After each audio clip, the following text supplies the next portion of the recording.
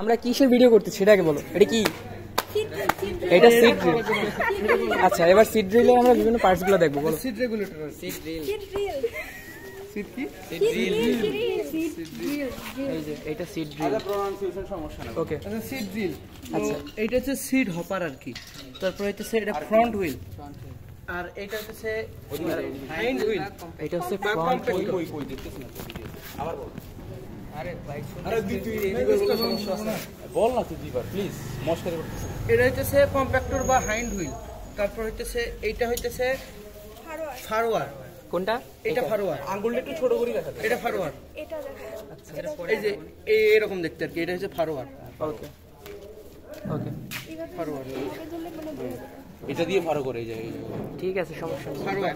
এই যে এই যে এইটা হচ্ছে ফারো ক্লোজার আর কি। এই যে পতাকার মতো দেখতে, পতাকার মতো, এই যে পতাকার মতো দেখতে ফারো ক্লোজার। আরো ক্লোজার। ওকে, তারপর হইতেছে এই যে নিচে হইতেছে একটা চাকার মতো আছে আর কি, ওইটা হইতেছে রেগুলেটর। আচ্ছা, ঠিক আছে। এই যে এরকম দেখতে আর কি ওকে, রেগুলেটর। রেগুলেটর। তারপর হইতেছে এইটা হইতেছে লাইন মার্কার।